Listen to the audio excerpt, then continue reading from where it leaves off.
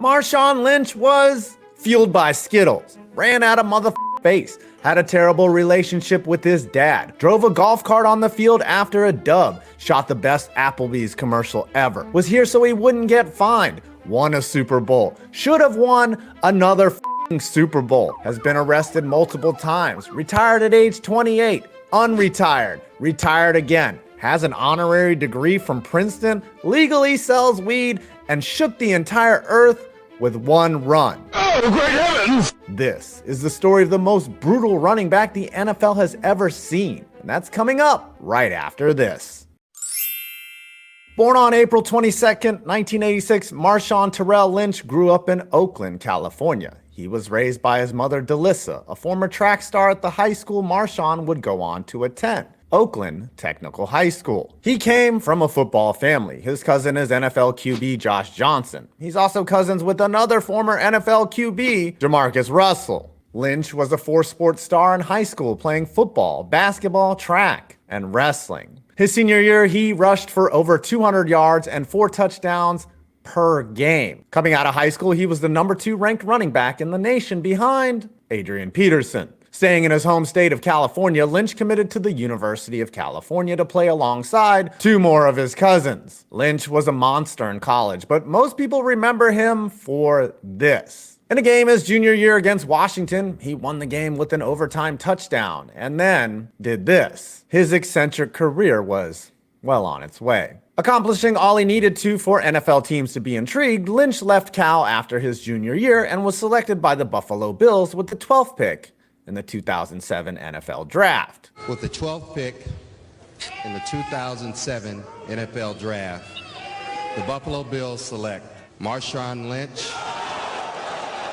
He was the second running back taken behind Adrian Peterson. His welcome to the league moment came in a game against the Cincinnati Bengals where he rushed for over 150 yards and threw a touchdown pass to Robert Royal. Who would have thought Marshawn Lynch had a gun?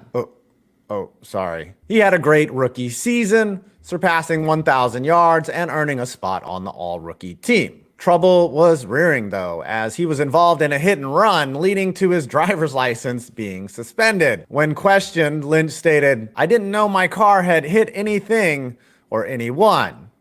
That's because he didn't hit a car, he hit a woman standing in the street. In 2009, the Oakland part of Lynch caught up to him as he was arrested for having a gun in his car, not just on the field. He was found guilty of a misdemeanor weapons charge and was suspended 3 games. Buffalo can't be that boring, can it? Well, judging by this Applebee's segment Marshawn shot, maybe it is. I spent a lot of time trying to figure out which one I like more, the ambiance or the decor. With the suspension hindering his season for the first time in his NFL career in 2009, Lynch did not rush for 1,000 yards. Hell, he didn't even have a 100-yard game that year. But you know who did? The Bills' new starting running back, Freddie Jackson. With the Bills leaning towards the older Jackson for their running back position, Lynch became expendable. I'm sorry, Fred Jackson. The Seahawks heard the rumor and flipped 2 mid-round draft picks, a 4th and a 5th, for Lynch's services. It would turn out that was a bargain. In Seattle, Lynch wasn't playing with any more of his cousins, but he was reunited with his college roommate,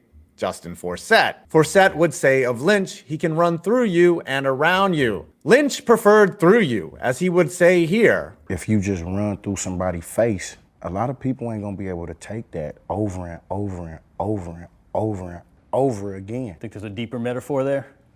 Run through a motherfucking face. Reaching the playoffs for the first time in Lynch's career in his first season with the Seahawks, he was finally on the NFL's big stage. On January 8th, 2011, everyone would learn his name. Oh, hold up. We'll circle back to this. Watch to the end. Lynch became a beloved, productive back in Seattle, and one game he was seen being handed Skittles from his trainer after a touchdown. He says his Skittles habit started in high school. After Lynch was shown eating the candy during a nationally televised game, Mars offered him a 2-year supply of Skittles and a custom dispenser for his locker. In 2011, he was fined 10 racks for wearing cleats featuring the Skittles pattern. In 2014, an official deal with Skittles was announced. He would be voted to the next 4 Pro Bowls, including a Seahawks franchise record of scoring touchdowns in 10 consecutive games. And he earned All-Pro honors twice. Trouble caught up to Lynch once again in 2012 after he was arrested for another DUI. He got 2 years probation and a fine, but kept his license for now. He got arrested for his second DUI in 2022 when he was found asleep in a parked car in Las Vegas that had noticeable damage. The footage is wild, by the way. In 2013, Lynch and the Seahawks were back on the world stage as they butt-fucked Peyton Manning and the Broncos in Super Bowl 47, 43-8. Can I say butt-fucked? Yeah, we'll go with it. Lynch rushed for a score in this game and was a Super Bowl champion. In the 2014 NFL season, Lynch pulled off the second best run of his career. With the Seahawks leading in the fourth quarter, Russell "Corny" Wilson handed off to Lynch, who ran over motherfuckers' faces en route to a 79-yard score. The run culminated in Lynch's signature celebration, holding them nuts. These nuts. Ha! Got him! Lynch got fined over $11,000 for the celebration, considered a obscene gesture by the NFL. I mean, who doesn't grab their nuts on the daily? I know I do. The Seahawks would make it back to the Super Bowl, and Lynch earned a reputation as being one of the most relatable NFL players during the media day leading up to the game, when he held a 5-minute press conference answering every question with the "I'm here so I won't get fined." And as the Seahawks looked to win back-to-back championships, trailing Tom Brady and the Patriots 28-24, Lynch had already gained over 100 yards and a touchdown as he brought the Seahawks to the 1-yard line. All they needed to do was hand the ball to MARSHAWN, and the glory was theirs. But we all know how the story goes. Lynch was obviously not happy with Pete Carroll's decision, as he was seen pissed and left the stadium without talking to the media at all, though he would probably do that anyways. He later told Conan O'Brien in an interview that, yeah, he was expecting the ball. I think we all were. The next year, with Lynch out with a sports hernia surgery, he believed his time was over. On the day after Super Bowl 50, Lynch announced his retirement with a picture on Twitter, or X, or whatever the fuck it's called now, of his cleats hanging from a telephone wire. Lynch sat out the entire 2016 season, but he still had that itch. Maybe that's what he was doing on those TD celebrations? My crotch is itchy. The boy from Oakland was coming home to literally Oakland. He had always wanted to play for the Raiders and wanted to be a role model for Oakland kids. Lynch had an emotional year as he was fined $12,000 for yet another obscene gesture and was ejected for running onto the field and shoving an official, earning a suspension, then did it again that same season. With John Gruden taking over the Raiders in 2018, Lynch stuck around but had a slow year, ending the season sluggish, and he said he planned to retire, but one team out there wanted to change his mind: Pete Carroll and the Seahawks. Lynch made his return to the Seahawks in Week 17, rushing for a touchdown before adding 3 more in the playoffs that year, and the Seahawks lost to the Packers in the playoffs. And he would never play in the NFL again, yet never officially retired. While many expected Lynch to silently fall into obscurity in his retirement, he has done the opposite. Right before Lynch's first retirement, he opened his first Beast Mode store in Oakland, California, and Ludacris also has a song called Beast Mode that was named after Lynch. Get this, he even has Beast Mobile, his own cell phone service. That's kind of clever. That's really clever. Beast Mobile.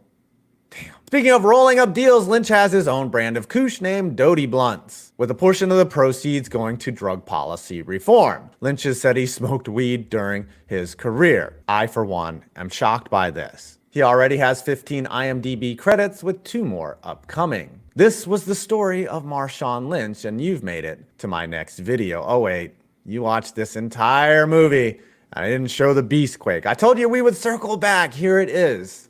The moment you've been waiting for. MARSHAWN Lynch, unbelievable! What a run, 67 yards by MARSHAWN Lynch. Are you kidding me? Oh my word! Crowd silent now, as opposed to when the Saints have the ball. Oh, look at this run! He breaks the tackle of Shanley, runs through Sharper, runs through Adele, runs through Jabari Greer. Get off me, he says to Tracy Porter. MARSHAWN Lynch still on his feet. I think at least a half dozen tackles that Lynch broke. He broke at least a half dozen tackles on that run. What a run, an amazing effort by MARSHAWN Lynch. Look at him go, 15, he's gonna go, he is gonna go, touchdown!